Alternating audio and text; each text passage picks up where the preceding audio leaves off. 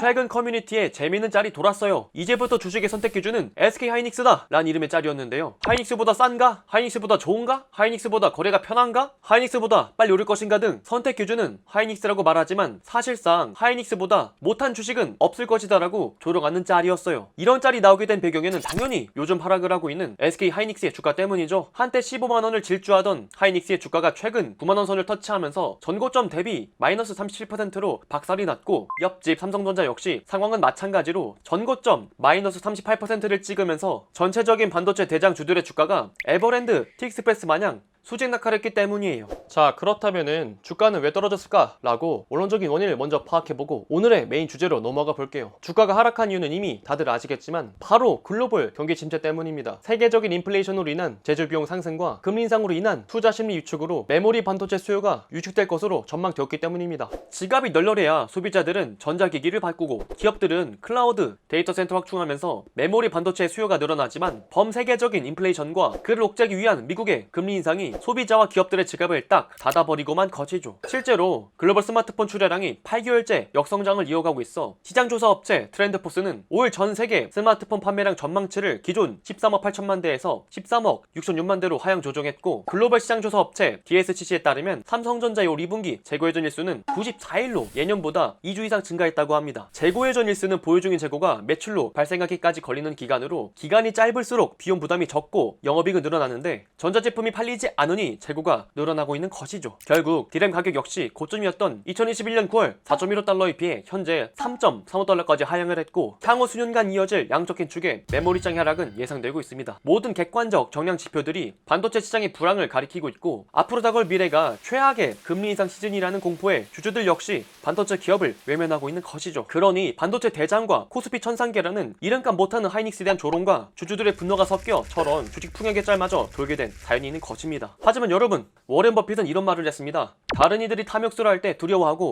다른 이들이 두려워할 때는 탐욕스러워져라 라고요. 오히려 지금의 반도체 하락의 공포에 매몰되어서는 안 됩니다. 반도체는 원래 사이클을 타는 산업입니다. 전자기기 교체, 클라우드 투자 등 대규모의 반도체 공급이 이루어지고 난 후에는 교체 주기 및 누적 재고 증가로 수요가 완화가 됩니다. 실제로 디램 가격 스케일을 최근 3년으로 확장시킬 경우 현재의 하락폭은 과거 빅테크 기업들의 클라우드 투자 붐으로 맞이했던 슈퍼사이클 이후 맞이했던 바닷가와 상당히 유사합니다. 물론 단순히 사이클을 타는 산업이라고 계절을 기다리기만 하는 것은 정답이 아닙니다. 과거의 반도체 다운사이클과 지금 겪고 있는 다운사이클의 가장 큰 차이점은 바로 매크로적 경제 개입력이 차원이 다르다는 점입니다. 2008년 금융위기 당시 진행했던 양적 완화보다 약 4배 이상의 돈이 시장에 풀렸고, 그에 대한 부작용으로 인플레이션이 겹쳐 제조원가 상승과 금리 인상으로 인한 투자기조 악화까지 겹쳐 금리 인상으로 인한 투자기조 악화까지 겹쳐진 상황입니다. 단순히 주요 고객사와 소비자 시장의 설비 투자 및 기기 교체 시기만을 기다리는 것은 정답이 아닐 것입니다. 오히려 다가오는 봄을 더 빨리 앞당겨주기 위해 악재를 끊고 기업들의 기술혁신 및 신제품 출시의 신호탄이 절실한데요. 이런 상황에서 정말 다행인 점은 삼성전자가 반도체 악재 해소를 위해 3나노 양산이라는 신호탄을 쌓아 올린 것입니다. 최근 삼성전자가 3나노 반도체 양산을 돌입한다는 기사가 발표가 되었었습니다. 얼마 전까지만 하더라도 중국 SAIC 팹리스의 시생산으로 알려졌었는데, 최근에는 다시 양산으로 알려지면서 TSMC와 인텔보다 한참 빠른 일정으로 본격 3나노 시대 개막을 알리고 있는데요. 삼성전자의 3나노 양산 선언은 현재 한국 반도체 기업이 처한 상황과 향후 펼쳐질 초미세 공조 반도체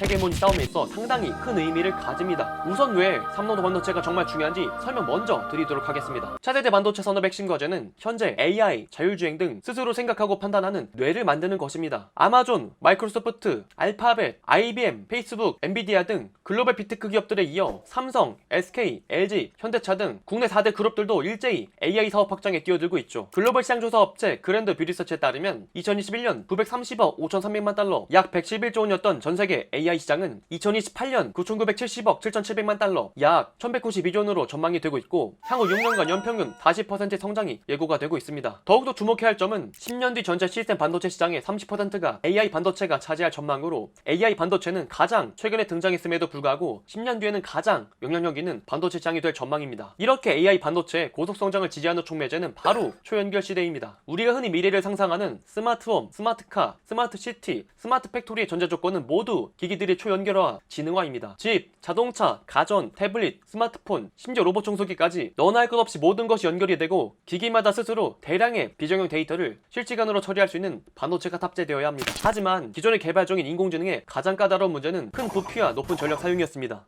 AI 반도체가 분석해야 할 데이터 양이 증가하며 하나의 칩셋에서 소화해야 될 데이터 양이 증폭합니다. 기존 반도체 시스템으로는 데이터 양을 처리하기 위해 성능 증대 요구에 맞춰 CPU 코어와 트랜지스터 양을 증가시킬 수 있었지만 이는 반도체 칩 사이즈가 커진다는 한계가 존재하고 맙니다. 게다가 늘어난 크기만큼 전력 소모 역시 수배 증가해 전차 칩의 전력이 고르게 공급되지 못해 성능 저하가 발생하는 다크 실리콘 한계가 나타날 수밖에 없다는 단점이 있습니다. 큰 크기와 전력의 사용은 기기의 물리적 공간 비약과 짧은 사용시간 등의 한계로 이어지죠. 그래서 기존까지 갖고 있던 반도체 한계를 한층 더 뛰어넘을 수 있게 해줄 기술이 바로 3나노미터 공정입니다. 3나노미터 공정은 기존 핀팩 기반 5나노 공정에 비해 성능은 30% 향상이 되고 전력 소모는 50%, 면적은 35%가 줄어들며 웨이퍼의 수율과 전력 문제를 해결할 핵심 기술로 여겨지고 있습니다. 3나노미터는 무의 법칙 한계에 도전하는 머리카락 굵기의 10만 분의 3입니다. 체감이 되지 않으실까봐 예를 들어 말씀을 드리면 물질 구성 단위인 원자 30개가 들어갈 수 있는 크기의 통로로 눈으로도 보이지 않는 미세한 단위입니다. 그래서 파운드리가 양자역학의 영역에 접어드는 양자 터널링이라 불리는 정보 유실 현상이 발생할 수밖에 없다는 단점이 있습니다. 그래서 각 반도체 기업들은 정보 유실을 최소화하기 위해 여러가지 기술 공정들을 취하고 있죠. 그중 이번 삼성이 3나노 양산을 선언하며 취한 공정은 바로 GAA 방식입니다. 현재 삼성전자와 TSMC는 각각 GAA와 핀펫 방식을 활용해 파운드리를 생산하고 있습니다. TSMC의 핀펫은 전류가 흐르는 통로, 윗면, 좌측면, 우측면에 세면을 조절하는 것과 달리 삼성의 GAA 기술은 윗면, 좌측면, 우측면, 아래면의 내면을 모두 조절하는 차세대 기술입니다. 양자 터널링의 정보 유실 현상을 최소화시킬 수 있는 장점이 있죠. TSMC가 사용하는 핀펫은 기존 평면펫 대비 전력 효율성과 집적도가 우수하지만 차세대 기술로 꼽히는 GAA와 비교해서는 전류의 흐름을 미세하게 조절할 수가 없습니다. 그래서 삼성전자는 3나노미터부터 GAA를 적용시켜가며 TSMC와 차별성 있는 기술력으로 반도체 파운드리 패권을 점유하는 접근 방식을 취해가고 있다고 설명하고 있죠. 자, 그렇다면 삼성은 근본 GAA 기술을 통해 3나노미터 공정으로 TSMC를 역전할 수 있는 것일까요?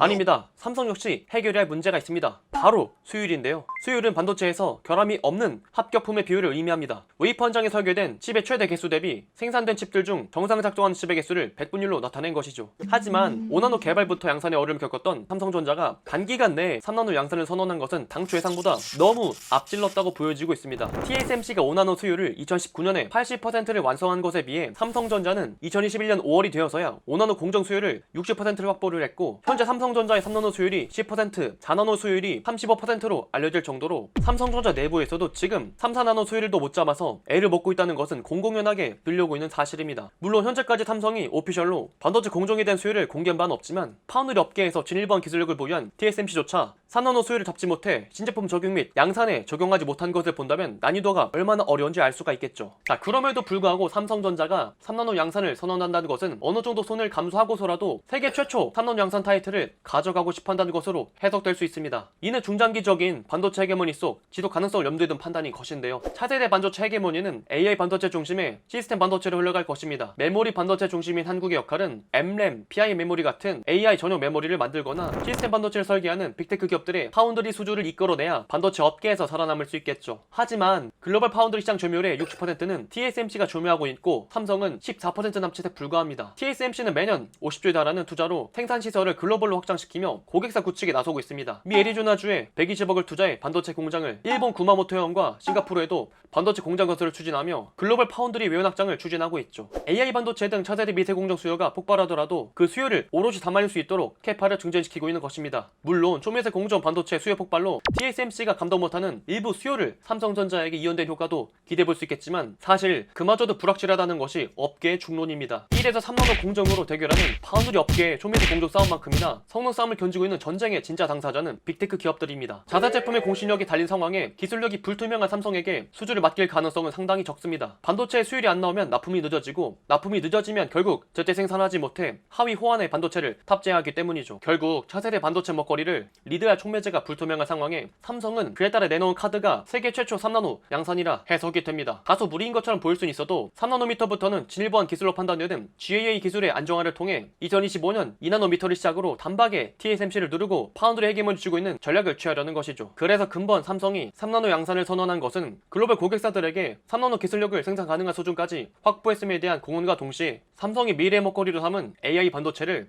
신성장 동력으로 본격 확보해 나갔다는 선언인 것입니다. 오늘은 이렇게 최근 다운사이클을 맞이하고 있는 한국 반도체 산업에 대한 전반적인 이야기를 해봤습니다. 매크로적 하방하며 갭이 너무 큰 와중에 성장 촉매제가 결핍되어 있다고 평가되고 있는데요. 하지만 근본 삼성전자의 3나노 양산 선언이 현재 처해 있는 한국 반도체 산업의 분위기 환기와 앞으로 다가올 AI 반도체에 대한 자신감을 내비추는 계기라고 생각이 됩니다. 물론 조금 급한 감은 없지 않아 있지만 이는 마치 현대 정주영 회장이 조선소를 만들기 전에 배를 수주해 오며 배를 만들면서 조선소 배 제조법을 파헤쳐간 전력처럼 생각되긴 합니다. 실제로 정주영 회장도 배를 반쪽씩 만들어서 붙였더니 막상 안 맞아서 다시 꾸역꾸역 맞춰서 납품했다는 썰이 있지만 맨땅에 헤딩하면서 배우는 게 더 많은 법이 있지 않나 싶습니다. 아무쪼록 잘 극복해내서 삼성전자가 그리고 SK하이닉스가 TSMC를 넘는 글로벌 반도체 기업으로 성장하길 진심으로 기대해 보겠습니다. 오늘 이 영상은 여기까지입니다. 영상의 내용이 좋았다면 구독과 좋아요 한 번씩만 부탁드리도록 하겠습니다. 알림 설정까지 하신다면 유튜브 토리자리 영상이 올라오는 대로 바로바로 시청하실 수 있습니다. 그리고 전 여러분들의 모든 댓글을 달고 있습니다. 댓글은 제게 큰 힘이 됩니다. 그럼 전도 또 다음에 좋은 영상으로 찾아뵙도록 하겠습니다. 존경하는 구독자 여러분들, 그럼 다음 시간 또 만나요. 안녕.